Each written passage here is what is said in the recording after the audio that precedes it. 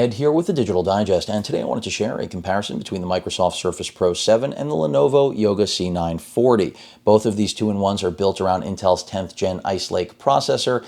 And before I get into my direct comparison, let's go over pricing and specifications. With the Surface Pro 7, I've got the Core i5 model with 8 gigs of RAM and 256 gigs of storage. That'll set you back $11.99 US. If you want this type cover, you're looking at another 160, throw in the pen, another 100, a little under 1,500 for this 2-pound dynamo. Moving over to the Yoga C940, also a two-in-one. The screen rotates all the way around to give you, multiple different modes, including tablet. And there's also pen input. Pen is included. It's stored in the garage on the back. I'll show that to you a little bit later. $1,750 for this model, but it is currently on sale at Best Buy for $1,449, which I think is a bargain for the Yoga C940. It's got an Intel Core i7.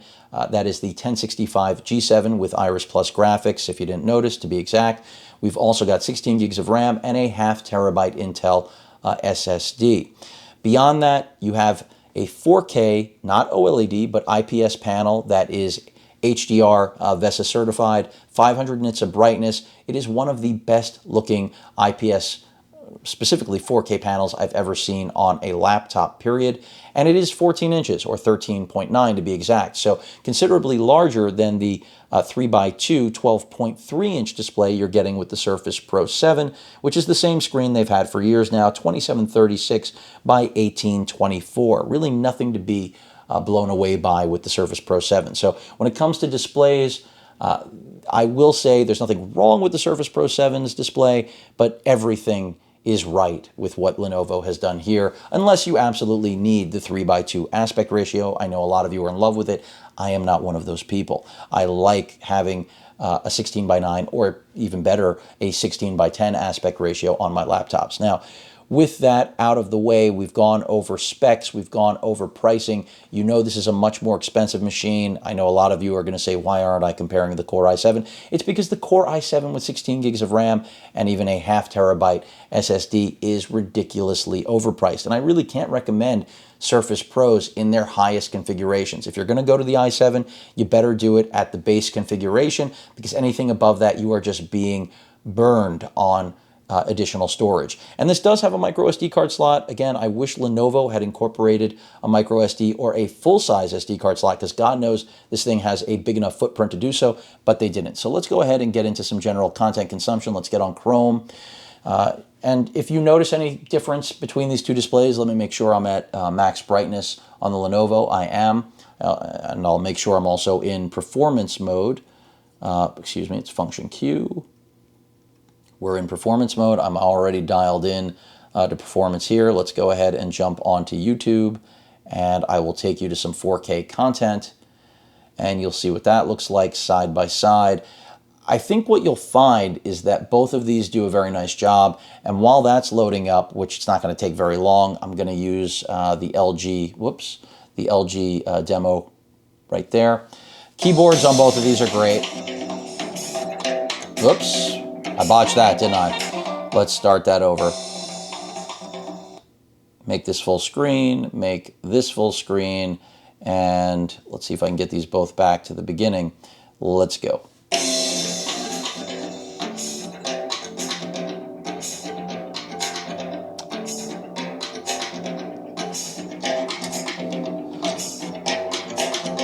I want to stop this for a second so you can just hear the Surface Pro 7's audio performance and take a look at the video performance as well.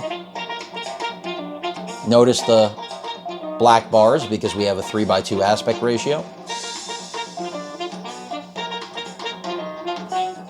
And that's enough of that. Let's go back over to the Lenovo, and the audio on the Lenovo is best in class. I covered this in the Spectre comparison and my update, but so far I have not seen a laptop in this class or Ultrabook that has this sort of audio performance.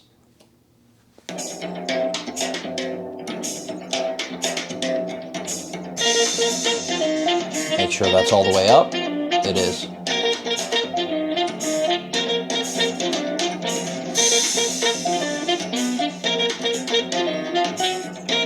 And that's enough right there. So you should be able to see the difference in the quality of the display and the quality of the audio. So when it comes to content consumption, the Lenovo is the winner. In fact, on basically every performance benchmark, even if I had a Core i7 here with a like build, 16 gigs of RAM, I would wager that the Lenovo would outperform the Surface. But I might be shocked. It's possible. In terms of, again, noise and heat from cooling, this is nearly nil. There's no noise and a little bit of heat. Here, things will get hot and they will get noisy in performance mode. Let's jump out of YouTube and go ahead. And by the way, here you can see also, I think, a difference in, it appears that this is brighter on the left, but to my knowledge, it is not. Let's go ahead and take a look at a website. We'll jump over to the red zone. And there we go. Oh, the pup is crying in the background, in case anybody hears that. And this is my official source for all football news, American football, for those of you that are wondering. And web browsing is solid on both of these, as is pinch to zoom. The touchscreen works well. We activated Sam Beal, I see. So that's good news for the Giants, even though they're kind of up Schitt's Creek. If you don't follow American football, I apologize in advance, but the test is still the test. You know, you're seeing performance. Now, when it comes to pen input, I mentioned that the pen is back here. The Lenovo has very good performance. In fact, I would say it's only second or a wash with Microsoft. Now, Microsoft does, purchased their pen technology. They used to pay for it, then they just literally said, screw it, we're going to just buy it. And they did exactly that. But what Lenovo's done here with this active pen, I believe it's all Wacom based, and it's very good. I mean, I'm not an artist. My fiance is. I mentioned this in a previous video. She has tested all of these machines, and her favorite, at least in the 2-in-1, where it is not a tablet like the Surface product, it has been the Lenovo. Now, when it comes to the Surface kind of does stand alone to a degree, but I'm going to call it a wash on pen input here. They're both very good at what they do. Keyboard layout, I actually like the type cover more than I like Lenovo's keyboard, but you do get a fingerprint scanner. And when it comes to the touchpad, here I do like the Lenovo more because it's larger, but it's not obnoxious, and it works just as it should. When it comes to build quality, I'm also going to call this a wash because the Lenovo really does have exceptional build quality in the entire Ultrabook market. This is the only machine I would directly compare to Microsoft's lineup of products, whether it's the Pro 7 or the Surface laptop. It's just incredibly competent. It's well made, and I don't ever feel as if I'm holding something that is not well built. That's not something I can exactly say about the Spectre X360. But in the same vein, I do feel like they could have incorporated a lot more into this because there's so much space and there's really nothing on this machine outside of the garage for this and the ports. And again, just to go over those ports one more time here, we've got the Type A port right there. See if I can get it into focus. It should come into focus. Come on. Very clean on this, I mean, but still having focusing issues, as you can see. Type A port right there. The two Thunderbolt ports and the headphone microphone combo jack, and then we've got the power button on the other side and the garage on the back. I do love that when you flip this around, you have, the soundbar travels with it. That makes it so audio does not become obscured, destroyed, no matter what form factor you're putting this in. And so that's definitely a nice thing about this 2-in-1. When it comes to the Surface Pro 7, you don't really have to worry about that since it is a tablet where you can just, of course, remove the keyboard and be done with it. But the Surface Pro 7 leaves a lot to be desired when it comes to I/O because it literally just has that Type-C port, which is not Thunderbolt. As you know, it's for charging and connectivity of monitors and hard drives. And then we have a Type-A port. And then on the other side, you have your headphone jack up at the top right there. And then we have your power button and your volume rocker right here on the top left side. So overall, which is the better machine? Well, that really depends, right? And there were some sketches, by the way, that my fiance did. I'm going to bring that back up so you can see it. I didn't save them here, but if I do an inking review, that'll eventually happen. let's open this. We will use, we can use Photo Viewer to view it.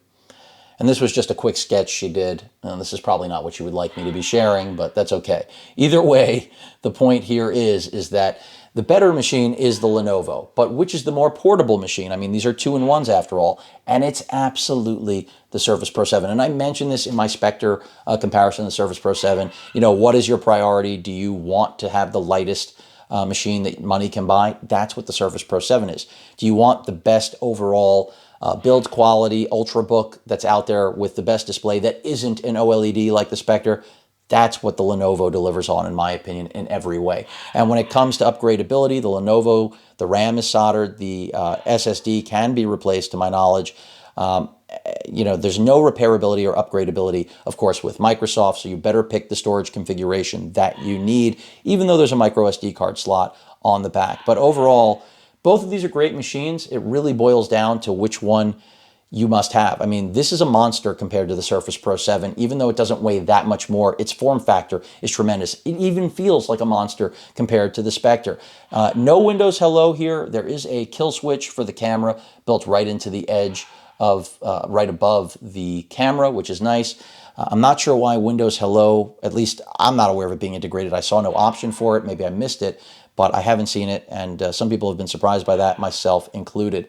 But overall, both of these are great machines. It really boils down to, again, do you want the most portable tablet that can replace your laptop, or do you want a laptop that's going to attempt to replace a tablet? And by the way, I don't think the Lenovo does a great job of replacing a tablet because it's just so large. So I really, even though there's a 2-in-1 with a pen, I still look at it more as a traditional Ultrabook or a laptop, because that's the form factor it fills, even though it's really light.